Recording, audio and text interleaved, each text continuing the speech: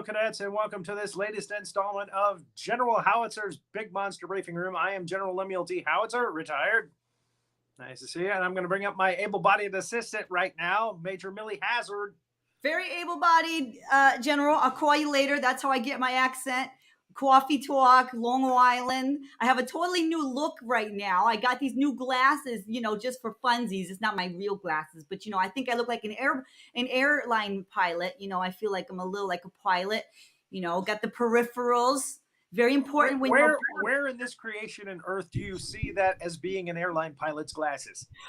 Well, I feel like a fighter pilot, and it doesn't matter if I really am. It's just about how I feel. It's about the fighter pilot inside my heart. Well, there it is. It's about how you feel. It's about how I feel. Yeah. Who am I to piss on your parade? Don't be a little pissant. You don't want to be a pissant.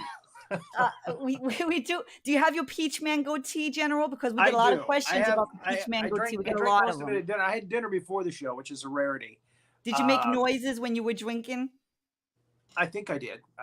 Again, you point that stuff out. I don't know it when I do it. Everybody loves when the howitzer noises. It's a lot of howitzer you noises. You do, yes. No, everybody does. It's one of your endearing qualities, Well, and speaking of noise, I've got to make a little noise right now. Okay. And it's not going to be what you think. No, we found out this week that the Ruby Ray more than that we run on are claiming copyright because of our opening theme song, which we actually ran again today. Hey, there he is. I was in the mess hall before I started the show today. Yeah, and we started a little late because we were debating whether to run the show intro or not. So I apologize for being 2 minutes late, but we're going to have to change our theme song now. So I talked to a professional in the business, a guy named Tom Cheshire in Atlanta. I love Tom Cheshire. He's a big rock star. He's a rock star from New York. Okay. I said, can you come up with something like that on your Casio keyboard? And he said, yeah, I'll check into that and see what I can do. And he's going to create a theme song for us. So hopefully we'll have that by next time. Well, it doesn't get any better than that because he's a big rock star. Everybody knows this guy. It's going to sound amazing. I mean, I'm looking forward to it. It's going to be a smash hit, to be honest. I think it's going to be a hit. Right, even though it's a theme song, it could still be a hit, So, and Cadet Jonathan is watching from an Airbnb just outside of Nashville. We salute our cadets, Cadet Bowman, Cadet Phipps. We salute you. Nice. Where's Farwell? I know Farwell's got to be in here. She never misses one. Okay, so what I was going to say is, again, what we have as our theme song is a classical music piece by Holst. It's like 100 years old, for crying out loud. It should be in public domain. But I guess the one that I picked was the Royal Vladimirian Symphony or something. It's unfair. Screaming, hey, he's using our version of that Mars theme. So I think it's very unfair, the whole thing. We need to get legal up their asses. I think it's a pain in the neck is what I think. But we'll get through it. We always do. We always do. On the good news home front, we still have General Howitzer hats with the stars on them. We got them in tan, OD green, which is olive drab, and black. We've got the black ones too, which look kind of like Star Wars hats. It looks like the Imperial Guard, guys. And this week, special order, I got the General Howitzer Big Monster Briefing Room sticker that you can put on your notebook or what have you, whatever, your refrigerator, I don't know. And it's got me and Hazzard on there, and it says your last line of defense. So there it is. And these were expensive because I made them too big. So this batch of 200, they're limited edition. Okay. After we give these 200 out, they're going to be a smaller version of the same thing, a little smaller. This is about like 4x7 or something. It's huge. So I wasn't expecting that. I said like 3x5 is good, and the guy put 2 per page, I guess, to get that money. And but they're nice. I mean, I can sign them. I'm going up to the G Fest this year in Chicago in mid-July, July the 13th, I believe, the 14th, 15th. And on the second day of that, I'll be touring around the floor as myself, and hopefully I'll meet some people and give out some stickers. And if they want me to autograph them, I'll have a Sharpie with me. So, and if you want me to autograph yours, I'll autograph it, General Howitzer, for you. So I gotta send some of these up to Major Hazzard. I can autograph them too. You know, I'm not above autographing them. She's got a lot of fans too, so I do. Thank you very much. You're very smart. Well, I appreciate that. I have degrees. I have degrees from real universities. They're real universities. I do want to remind everyone though that Ringo as Starr, opposed to fake universities. You know, they're real. They're real. A lot of people don't believe me, but I'm an actual scientist. People, I have the lab coat. So I just wanted to remind everyone that Ringo Starr no longer autographs anything. So you know, for us to autograph this is actually a big thing. Yeah, he said he's warning you with peace and love that no more autographs forever because he's done. So that's the thing. But General Howitzer and myself, we will autograph. So even though Ringo Starr won't, Paul McCartney autographs. Paul McCartney still autographs. Exactly. That's what I'm going to say. He's out there. He's still rocking and rolling and making people happy. I bet he's autographing. He's autographing. They're all autographing. It's just Ringo Starr. I don't know what. I blame it on Ringo Starr's wife, Barbara Bach. She was in The Spy Who Loved Me with James Bond, with Roger Moore. That's right. She was a Russian in that. I bet she's responsible for this. She is. And I like the Quali Simon song, you know, The Spy Who Loved Me, when she talks about why'd you have to be so good. It's a beautiful opening. It's a very beautiful opening. Better. That's my theme song. Yes, nobody does it better. Thank you. That's there you go. All right. So, and speaking of Russians, our film begins with a little Russian American back and forth. The first thing, and let me explain to you real quick here, but put me back on screen here. Let me explain to you what happened this week. I got to be honest with you. This was the most difficult timeline to put together for me, because not only did I have to colorize it with a colorizing program, I had to do all the pictures, you know, and then colorize them. The colorization didn't work well on this film. A lot of the pictures just look brown, like old cowboy Western shots, you know, with the brown tint. Sepiatone. They call that sepia. Yeah, Sepiatone. There you go. It's like somebody poured Coca-Cola all over your picture. Anyway, yeah, that's what some of these look like. But it took like twice as long for me to do it, and I just had to go with it. And the version of Gamera, the Invincible, that I had was a VHS copy, so it's kind of grainy and nappy looking. What was it they said the other night on the show? Squirrely looking. They're kind of squirrely looking. Rebecca Twani said that the new word for the show is going to be squirrely. There you go. Yeah. So yeah, Rebecca Brown Tawny. Yeah, there we go. All right. But I digress. In any case, I would do that for her too, but I can't. My tongue doesn't do that. I can't make the noise, the growl. That's the Roy Orbison growl. That's Roy Orbison. You know, Pretty Woman. Well, no, actually, Bob Hope used to do that. He taught me how to do that on the USO okay. Show. But you could also sing Pretty Woman, though. You do a Roy Orbison, and you can do it. Yeah, Roy Orbison does that too. He does the growl. You pretty woman walking down the street. Yeah, I know. Yeah. But you like it when I do that, don't you? I love when you do it, and it makes every woman feel so ladylike. It's wonderful. Thank you. You're such a gentleman. I'm sorry. You tickled me when you said that, because that's kind of the opposite of what it actually is. No, it's wonderful. It's so women nice. Like to walk by construction sites. I mean, really. Well, that's more of a whistle. That's more of a whistle, you know. That's a little more traumatizing and threatening. I think it's different. So this is better. Much, much better. If Roy Orbison and Bob Hope can do it, it's better. Much classier. What the hell was I talking about earlier? I don't remember. I was talking about the timeline. Russian. So I went back and I found the original Japanese version of Gamera to get a better quality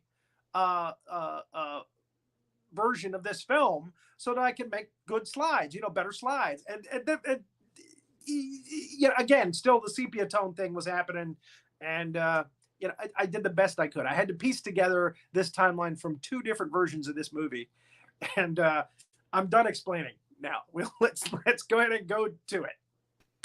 Okay, So, we're gonna put it up here. Here we go. There you go. the first thing we say in Gamera the Invincible, and this happens later in the Japanese version, but the first thing we see in Gamera the Invincible is a ship cutting through the ice in the Arctic.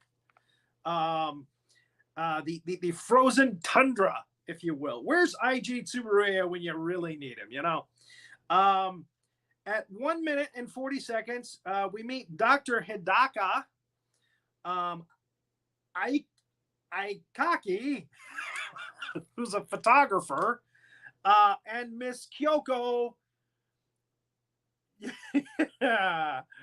Oh my God. Yeah, Kyoko. Good enough. She's the one that I guess it's a pink parka in this shot. It might be a blue parka in the next one. But anyway, they spot some Russian planes going by. They're visiting an Eskimo camp and they see some Russian planes going by. Our boys are sent out in U.S. jets to find out what they're doing in our airspace. And at U.S. Defense Force, the base, Sergeant Susan Embers appears to be the one who's really under attack. This one was actually very cringeworthy, these guys all hitting on her like that.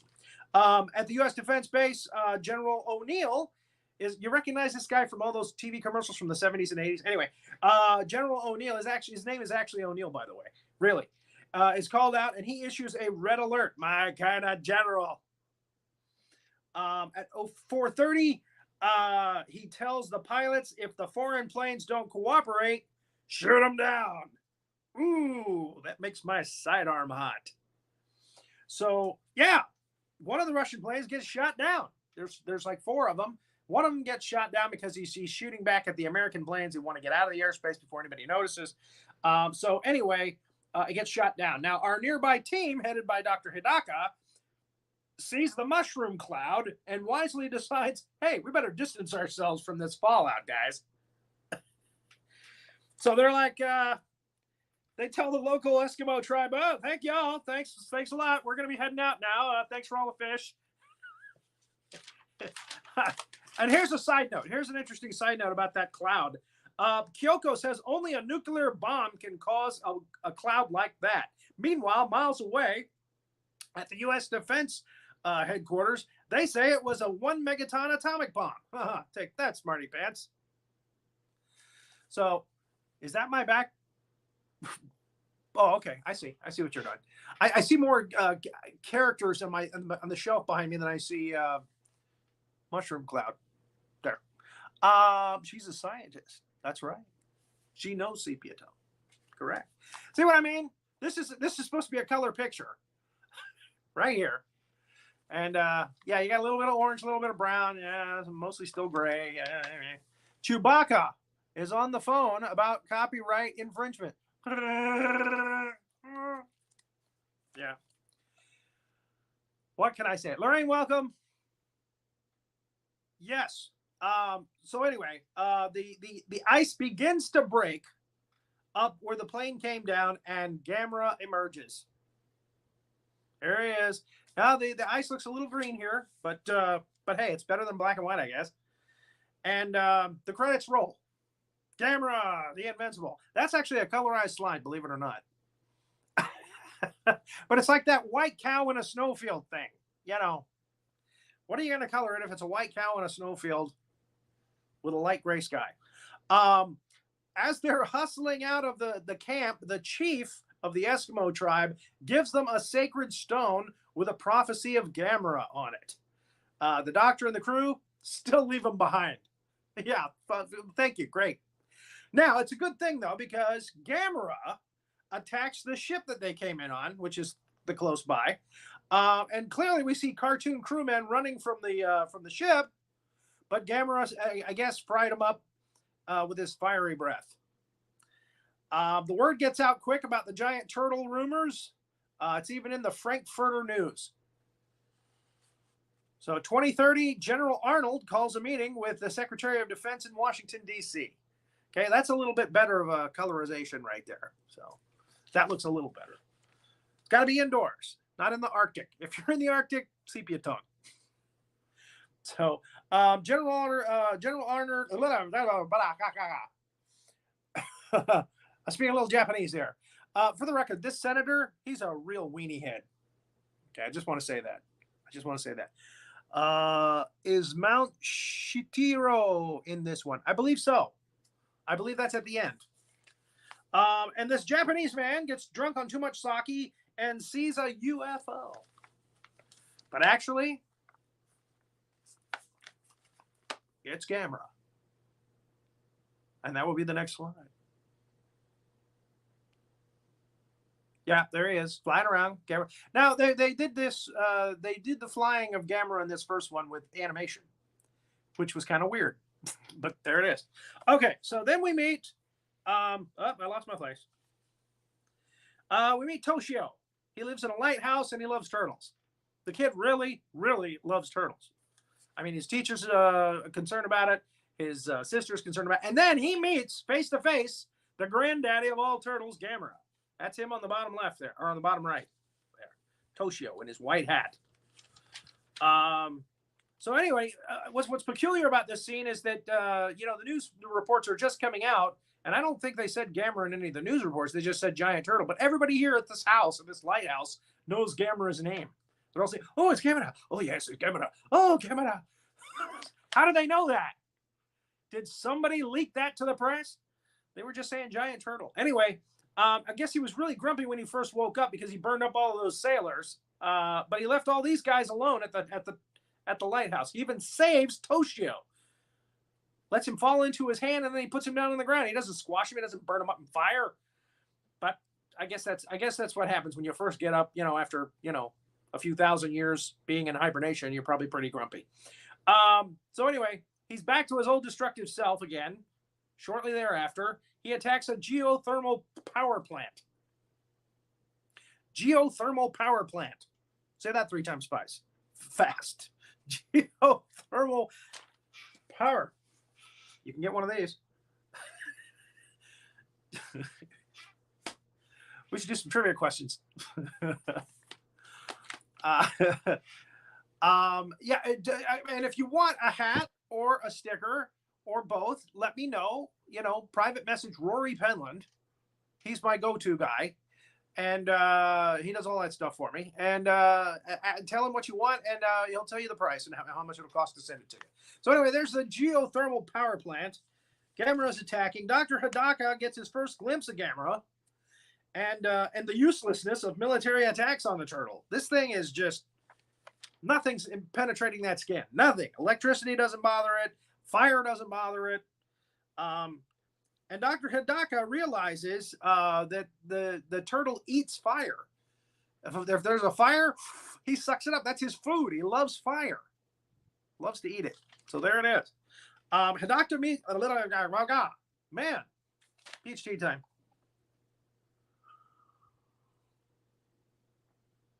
Dr. Marasa. That's who they go to meet. Our hero team, our heroic team. And Marasa and him are like, oh, very interesting. Yes, very interesting. Oh, yes. Oh, interesting. Yeah, they're like that for like 5 minutes.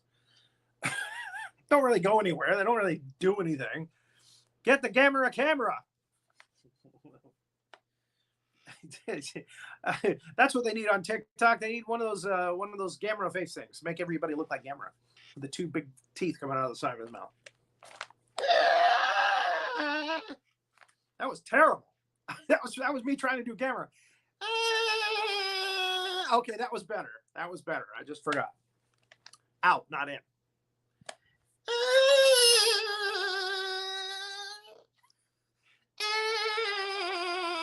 There we go. There's a noise for you. Hazzard. I intentionally didn't come on because if someone wants to clip it and put it on a loop, I wasn't there to disturb it. It was perfect. That was me doing Gamera. But I can't do the upswing one on it. It's too high. It's too high for me, for my voice. But I can do the downswing part, the latter part. That's pretty much what he sounds like. So, okay. I tried. It was glorious, General. It was the best part of the show ever. I mean, it was like the best thing that ever happened. Not as good as us cracking up about, Mechagodzilla farting out of his feet, but it was With there. the It was fart up button. there. With the It was fart up button. there. No, I'm not going to do that again. Lowbrow humor. Not going to. We don't want to cheapen the experience. Damn you. Okay, just two. All right. So, Secretary of Defense meets with General Arnold again and Weenie Head. They all meet. This time they're all in the same room, I think. In that first scene that they did together, this guy on the left, the Weenie Head, they always shot his shots away from everybody else. He wasn't in the shot, so I think he wasn't there that day. Anyway, he was here on this day when they shot this. They're saying, let's do nuclear weapons. Isn't that how this thing started? That's what I say. So anyway, while they're making up their minds about the nukes, Gamera starts to head away from the power plant and up the mountain there. Again, Sepiatone shot. It's supposed to be in color. And that's not nuclear weapons. That's dynamite right there. What they're going to do is they're going to try to blow Gamera off the top of the mountain. So he lands on his back. They figure, hey, turtles, when they're on their back, that's it. Game over. That's I can't remember if it's Marasa or Hidaka. But anyway, they get him on his back, which is exactly what they wanted. And it's like, ha, ha, ha. They're making fun of him. Hey, look at Gamera on his back. Hey, he's done for. In a couple of months, he's just going to be old turtle meat, That was disturbing. Thank you. Thank you very much. But it's Gamera. There you go. Thank you, Lorraine. You can do it. Turtle farts. It's coming. It's coming. Yes. He farts out of the hole. Yep. There we go. He does that out of his holes as he pulls his legs in and flame comes out. How? I don't know. And then the shell begins to spin and he can fly. He can fly. Just like Mechagodzilla. Up he goes. He can fly. So, okay. So here we are at the United Nations. Look at how small that room is. That is an incredibly small room for the United Nations. It's like they're meeting in the bathroom. Hey, guys, let's go to the restroom and have a meeting. It's like, oh, the big meeting is being held for something else. Let's hold the Gamera meeting in the closet. Even the symbol on the wall is kind of smaller than you would expect. It's barely over a human head size. Anyway, okay, these guys are meeting, and General Arnold, he's talking about a plan that he has, Plan Z, Secret Plan Z.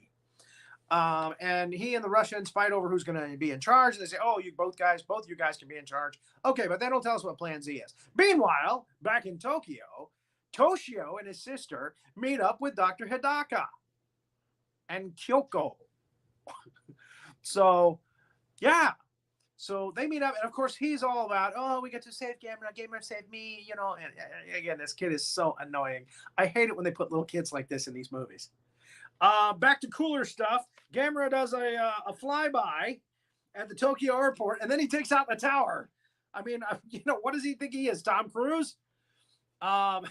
So we at 1 hour exactly on the dot. We are subjected to the song Gamera. Gamera, ding, ding, ding, ding, Gamera, ding, ding, ding, ding, ding. Gamera puts a stop to that. Next slide. Or not. Yeah, Gamera tears down the building. He takes down Tokyo Tower. The attack on Tokyo begins. So take that, you drug-addled hippies. And he roasts people again. Again, he must be ticked off about something, because maybe it was because they got him on his back, because he's roasting people again, which is pretty mean. Welcome to hell, Gamera style. Yeah, see, there he goes. Got that flamethrower breath. Yeah. 105, Gamera is at another power plant on the water. Oh, I'm sorry. While evacuating, Toshio runs away. Look how his sister is worried sick. Look at her. That's a nice blouse, though. Colorized pink on one side and blue on the other. Kind of a Harley Quinn thing going on there. Remember, they're colorized. All right, so Gamera makes his way to another place where he can eat fire. Meanwhile, there's all kinds of fire going on behind him, but he doesn't eat that. He just moves forward. And anyway, they're starting Plan Z now. They're going to lure Gamera by rolling trains with gasoline towards him. Yeah. No kidding. So those blow up and he eats the fire, and then they blow up another one. And here Toshio is, you can't really see him. He's up there about middle to the left there of that big box. Toshio is stowing away. He wants to get close to Gamera to warn him. So what this kid needs is a backside warning. That's what he needs. So anyway, the plan keeps moving forward. Phase 2 begins. They lure Gamera to the island that Cadet Fred was talking about there earlier, with expensive grade gas. Yes. But there Toshio is trying to warn him. Gamera, don't come. Gamera, it's a trap. Get away. Shut up. You're going to ruin the plan, kid. Plan Z. Gosh darn it. Somebody dunk this kid in gasoline. Well, yeah, jeez. No, I didn't mean that. I don't want Facebook to be, put me in Facebook jail. I didn't mean that. Of course, he can't resist. That's Gamera. Important time. An impromptu. I can't read my writing. Impromptu typhoon almost spoils Plan Z, but they set fire to the camp, which for some reason burns better than the gasoline. I'm not sure about that one. Anyway, and to make things even better, the volcano erupts out of nowhere. What's going to lure Gamera? Hey, big fire, big volcano. Oh, yeah. Yes. So the volcano blows its top. Weird coincidence, but hey, there it is. This movie was only an hour and 22 minutes, by the way. It was a short movie. So, again, there's going to be a lot of talk with me and Hazzard after this is over. The volcano blows its top. Here's step 2 of phase 2. What? Step 2, phase 2? What? How many steps and phases does this damn plan have? So anyway, in 122, Gamera is lured onto a launch pad. There we go. And then a capsule is closed around him. That's the next slide. There it is. That's the nose cone of a rocket right there, closing around our... Now, why don't they do this with all monsters? That's what I say. Just put them in a nose cone of a rocket and fire them up into space. Get rid of them. So anyway, he's shot into space. He's off on his way to Mars. Don't tell Elon Musk. He's off on his way to Mars. Even Toshio is happy. I'm going to grow up and be an astronaut, and I will go to Mars, and I will visit Gamera. Yeah, right, kid. Sure. So there it is. They put him in a Jeff Bezos rocket, and they send him off to Elon Musk land.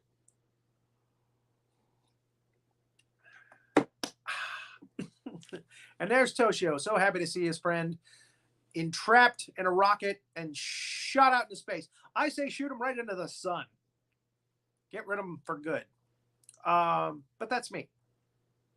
So, again, why didn't they do this with Godzilla? Why didn't they do this with Rodan? Just lure them into a rocket cone and shoot them off into space. Perfect. Perfect. That's the way to get rid of them. Agreed? Do the Gundam dance. With your Gundam style. There's a trivia question for you. What is the biggest monster out of Korea? Who knows the answer to that? The biggest monster out of Korea. Whoever gets that, I will send them one of these bad boys right here. If you want me to sign it, I will. That's up to you. But just whoever gets this first. Gamera, do Gamera, do Gamera. Yes. So the trivia question for this show is, who is the biggest monster out of Korea? Mount Shitsky. Impromptu Typhoon. That should be a band name. Yes, I agree. Impromptu Typhoon. I'll hide now. All right. Jeff Bezos into the sun. Shooting Jeff Bezos in the sun. No, we're shooting Gamera into space. He's going to head to Mars. Mars. They're sending him off to Mars. They're going to give him a fighting chance. What they don't know is that 1 year later, that rocket hits a meteorite. It blows open the nose cone, and guess what? Gamera's back. But he's comes back and he saves the world from Baragon, another monster that freezes stuff. Mega Gojira. So, okay, the trivia question we're trying to answer, it's not Mechagodzilla. What is the big monster that comes out of Korea? Korean big monster. Hazzard, are you there? I don't know the answer. Nobody knows the answer yet. We haven't gotten the answer yet. Only, okay. Yeah, so we don't know. You want me to do the merchandising? Yeah, okay, do the merch and let's see if somebody can get it. There's not much out there. King Kong. See, because Gamera was a bad guy in this movie, so nobody really liked this movie, and it was black and white. And King Kong, because it wasn't until he became a good guy and it became like a kids movie kind of guy. You know, Gamera versus Gaios, Gamera versus Baragon, Gamera versus Jiger, Gamera versus Virus, Gamera versus Guiron, Gamera versus Zigra. I mean, that's you see most of the merchandise for that. King Kong, not out of Korea, sorry. So there's Gamera shirts out there. This one's only $12.95. I kind of like that one. That's another one from Gamera, the Invincible. The Japanese the translation in Japanese is Big Monster Gamera, I think, for the Japanese version. That's the English translation of it. But in America, it's known as Gamera the Invincible.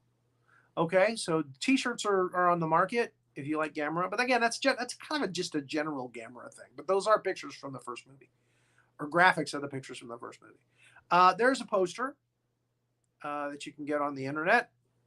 I think that's not a real full-size poster, though. This is a double feature DVD with the first two Gamera movies, Gamera versus Baragon, which is called Battle of the Monsters, and Gamera the Invincible.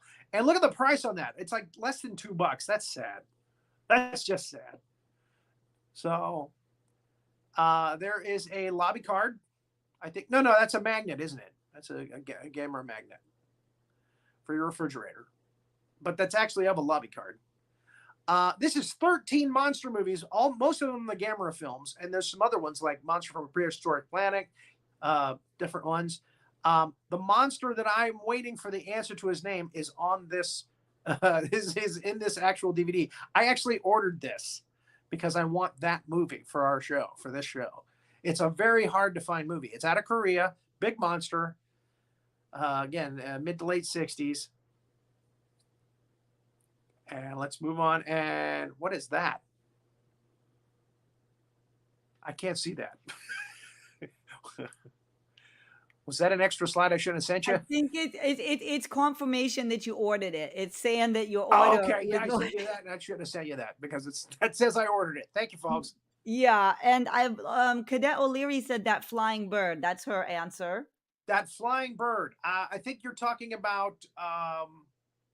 You're not correct. I think the name of that is Garuda. I'm not sure if that's right, but and then Cadet that came later. Cadet Morales said Mothra. Mothra's Japan. Fred Bowman said Kimshira. Kimshira. That might be the bird. Another vote for Mothra by Cadet Farwell. And Cadet Bowman said you don't mess with radioactive kimchi. Kimchi. Okay. Kimchi, yeah, very spicy. Cadet Morales said Rodan. That's Japan.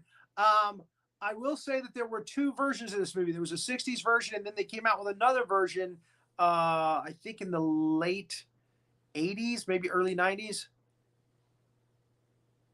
Oh, there's a 8x10. just came by here to read Fred Bowman's commentary because Fred Bowman is a funny guy.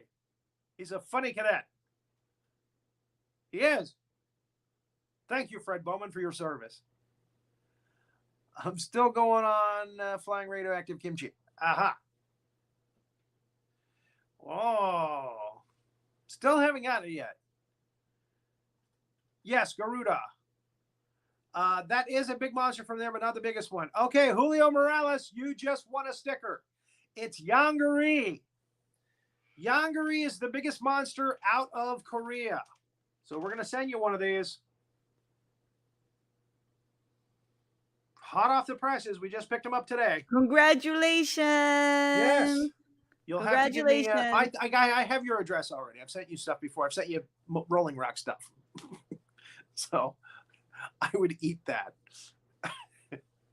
Kimchi. My daughter loves it. All right, I'm sorry, Rory Penland's daughter loves it. I think of her as my daughter. I'm her godfather. I heard she just got a U.S. Florida ID today too, so that's nice. Well, I can't see Farouk Gamera movies. Oh, okay, that's an action figure. Yeah, this little thing, it's less than 3 inches tall. It's tiny. It's a tiny little thing. Yep, feeling younger. Yes. So Julio, you won the sticker. Thank you very much for playing along. Yes, it was Yangari. And again, that was one of the movies that's in that DVD set. I'm hoping to get a copy from that set digitized so that I can actually make a timeline for this show. Because Yangari, that's a movie you really need to see. It was the first one. The 60s one was like the first big monster kaiju film from Korea. And then again, they remade it later. So I think it was, oh God, late 80s, early 90s. They remade Yangari. Julio is winning everything lately. Is he now? He's a good player. He knows his stuff. And speaking of which, we might have Julio on the show next week because he pointed out last week that we haven't done a zombie film in a while. So it's about time we did a zombie film. So I am going to try to do a timeline for Return of the Living Dead, the original. There's a Return of the Living Dead, which has punk rock music as its background, which is interesting for a training film of this nature. And this is where the whole brains thing came from with zombies, that they eat brains. Okay, that's where that started, was that movie. I just want to eat your brains. Makes them feel good. What can I say?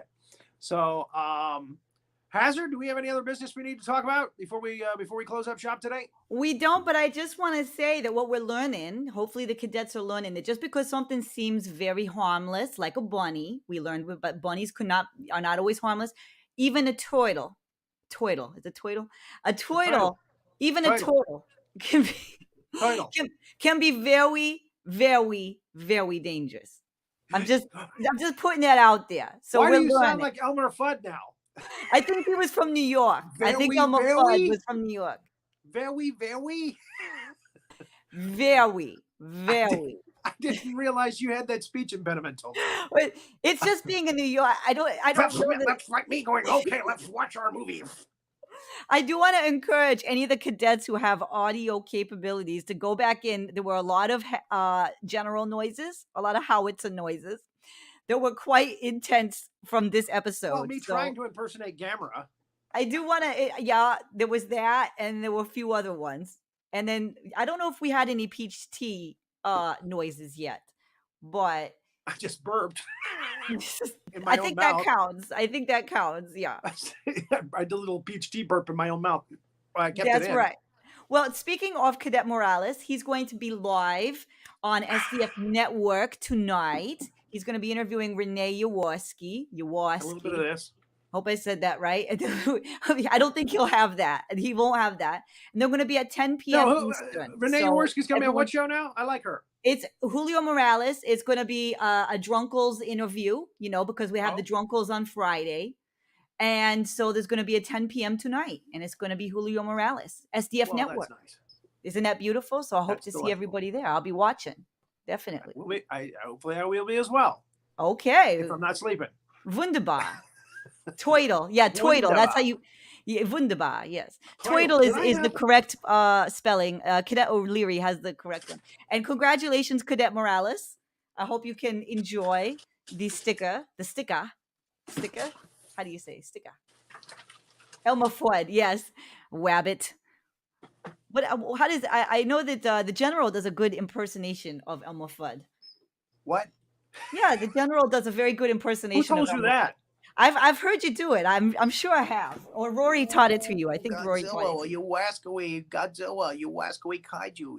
you. Substandard. It works. Substandard. Thank you, Cadet O'Leary. I'll be seeing you there as Whoa, well. Dan. That's gonna be wonderful. I should have said "Whoa, Dan" because that's funnier. Whoa, Dan. Godzilla doesn't have any speech impediment in it, But None. Whoa, Dan. Oh, I hope we can catch Whoa, Dan. That's better.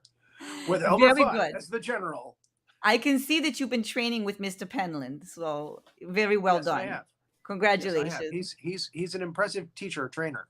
He really is. That's right. Yes, And he yes, has 1,000 voices. Renee does not know her sepia. That is so true. Thank you, Cadet Bowman. Everybody comes in when Cadet Bowman is here.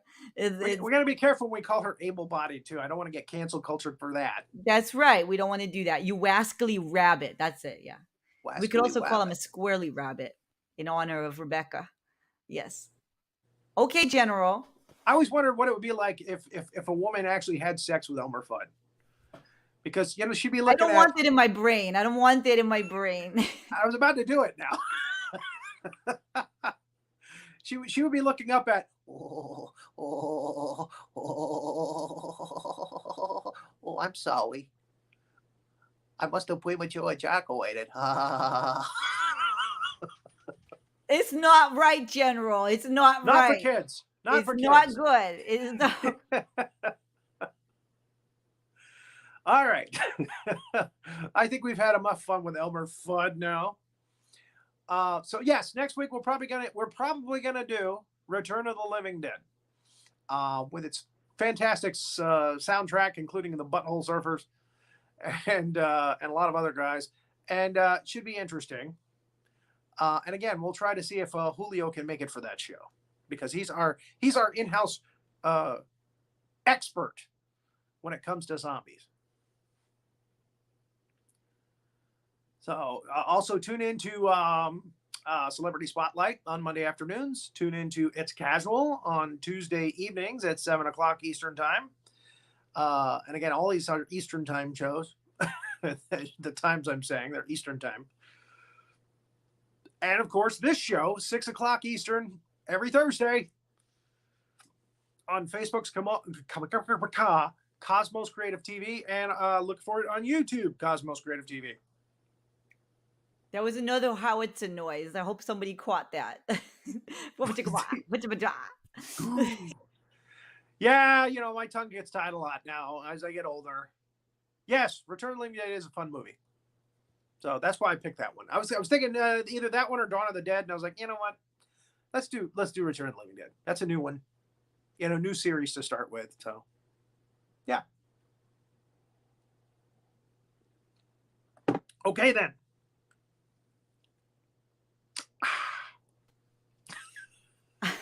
I'm gonna roll the credits. But I just wanted to see if you could do a noise. I knew and this was gonna be a short one. You did a wonderful noise, and it's okay. It was a short one because it was short and sweet, and it was wonderful. That's Sepiatone. Right. Sepia. Just keep saying sepia. I'm a scientist. I know what sepia is. I'm a scientist. Okay. Bye, all you cadets. Thank you for your service. Thank you, General. Good night, Keep an eye out everybody. for those big monsters. All right. That's right.